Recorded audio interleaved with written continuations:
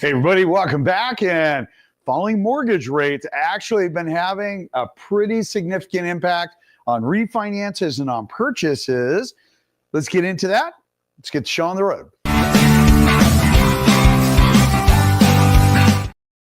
All right, so when we take a look at this, basically a result of the 30-year fixed rate mortgage has been going down consistently over the last 3 to 4 weeks.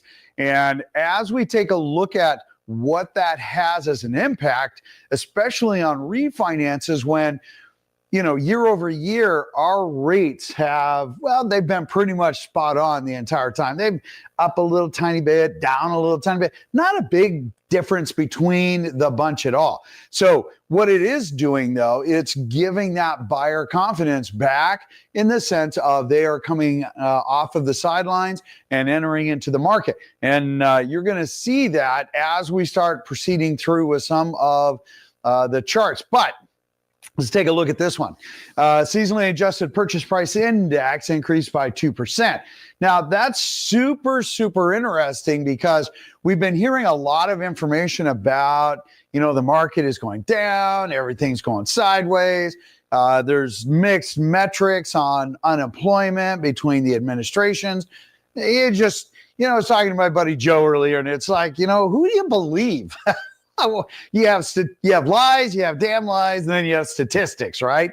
But each week we're going to just go through consistent metrics. No, funny enough. In fact, we're just using information through our friends there at Trend Graphics that helps us each and every day as we evaluate numbers and then bring them to you each and every week. So with that, I guess that removes that side of it. But once we come back here and we take a look at it, you can see the index as far as our purchase index has been heading in a positive trend. We spiked when interest rates came down.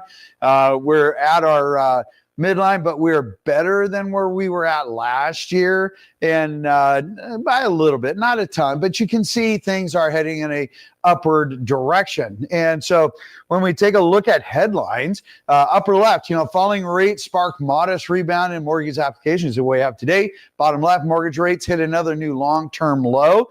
And in fact, what we're looking at is a low that has been the lowest since in over the last 10 months. And it was as predicted as we go down because we did not see a Fed rate drop. Now there's some folks that say, oh, hey, we need the Feds to drop the rates because mortgage rates will follow. Okay, that's not always the case. And in fact, the last 5 times, the Fed rate went down and mortgage rates actually spiked up. You'll see that on the Freddie Mac chart because we do circle it and identify it, all right? So when we get back here, 30-year, they went up just 0.02 on Friday, but still 6.5% par pricing rate is still pretty impressive. And then, of course, mortgage rates hold near July lows ahead of jobs report, which was earlier this week, report that came out. Now, let's move over. Let's take a look at Freddie. And as you can see, we circled on the left-hand side, August numbers coming into September, we headed in a downward trend, just like you see on the right-hand side, situation normal. The difference is the dip, which is the bottom, you're going to see a significant change in mortgage rates as far as probably what the media is talking about year over year, because mortgage rates actually went down to 6.02, 6.03, and then the Feds dropped a half a point, boom, everything shot up. So over the next few weeks, as we get into September, you're going to hear probably the media saying, oh, rates are higher than it was last year, mayhem, bedlam, cats and dogs falling out of the sky, whatever it might be. But that was last year and situation normal. We are exactly where we should normally be. We will probably see some lower rates in September again when the Feds meet. Yes, we are saying there's a 50-50 chance that we're going to see the Feds do a rate drop, and more than likely we're going to see a mortgage interest rate increase. So as we take a look at that, don't be surprised as you see that, but we are expecting rates to continue in a downward trend really until probably, I would say, mid-September.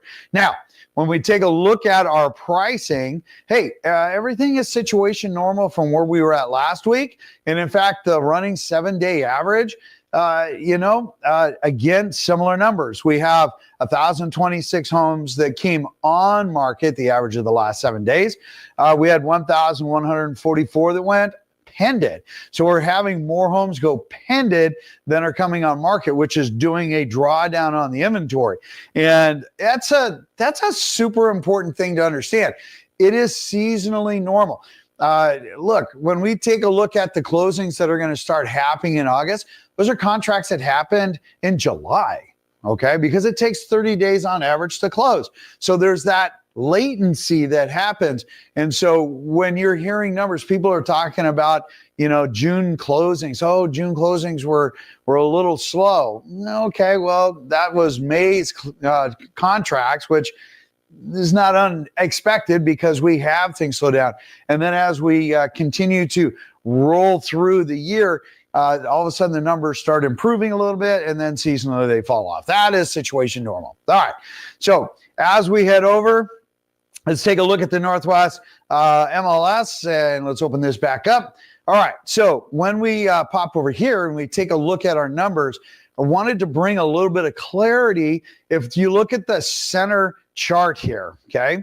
Now, the center chart, which is just above my head here, you can see the month to date. That's month over month, 2024 versus 2025, all right? So when we open this up, you can see, look, hey, we have, 77 less homes. Actually, I believe we made a bigger chart. There we go. So look at the bottom, 77 less sold homes month to date. Okay, that's not that big of a deal. But we are up, which is a dynamic number, 758 homes, which is newer, right? That's just the month of August. We're talking about up until the 8th. So we're seeing more pended sales than the number of homes that we are low on. However, year to date, look, we're up 1.9% for pended. We're up 1.3%. So we're still heading in that positive direction. And we talk about new homes coming on market more than last year. It's only, 5,000, it's 5,800 homes, 5,823 to be exact. All right. And that's not a lot of homes. If you think about it, over 3/4 of Washington state. Okay, yes, it's a few homes, but it's not massive. About 500 homes per month. No, it's closer to about 750 homes per month, more than what we saw last year. Okay, that's not unexpected. The cycle had to happen. We needed that inventory. We're seeing more of a balanced inventory, which is super awesome. When we take a look at what is a real metric, when we look at it each and every week, prices for the month of August are up 4.7% year over year, 1.1% up year to date. And you're going to find that to be very much the same with new construction. So when we take a look at that, our numbers, which, the new construction solds have been in the negative all year long. Now, the difference is they've been capturing a little bit of ground each and every month. They've been recouping off of that, and that will change in November unless we see significant rate drops. They've been offering more incentives, more. Their pricing, actual sales price is actually up. That's another good benefit. When we pop back in here and we take a look at the fact that hey, sure, they're down what is called 32% on solds for the month. But we will see more. That will change as we get towards the end of the month. But pendeds are up 21.3%, which is an excellent number. When we roll over, and that's just a tighter in that. When we roll over and we take a look at pricing, look, pricing took a pretty good jump in August, especially over last year. And it is even up year over year again. So these numbers, as we talk about pricing, are consistently heading in a positive direction for the most part, right? Then when we take a look at it, this is a kind of a visual, picture's worth 1,000 words. And you can see clearly right here, hey, what's been happening recently. we've seen a massive shift and increase with new construction sales. That's the red line, and also what their pricing point is. Not unexpected. Why? Seasonally normal. It's the same thing that happened last year. The question is, will this continue, or when will it actually start to break over? It'll probably start breaking over in October, which that's pretty much normal. Okay. When we come back and we take a look at bank-owned homes, look, the numbers that you're going to see here shortly, which are these numbers right here, that shows that our listings are up quite a bit. And they say, oh, hey, you know what? You're up 28.6%. Well, no, not really, because we went through just on this screenshot and I put an X through all of the homes that are mismarked, meaning that they are individually owned. They're not REOs or bank-owned homes. Those are just input incorrectly. And as you can see, almost all of those on the east side, all of them on the east side were input incorrectly, unfortunately. And yes, we do reach out. But here's the thing. When we take a look at the month of August, okay, look, it says we have a 45% increase in inventory. It was 5 homes. That's nothing. Oh, look, we have a 40% increase in sales. That was 2 homes. Oh, look, we have a 66, almost 67% increase in pending. That's 2 homes also. So again, you take a small set of homes and make it, and you double it. It's misleading. And part of Olympia, in my humble opinion, is doing that to you and trying to justify additional taxes and whatnot for something that, look, we're like one of the lowest default rates throughout the United States. Okay. I'm just saying, don't be caught up into their minutia. Get the actual real numbers, not percentages, because I just showed you right there, 2 homes constituted a 67% increase in pending.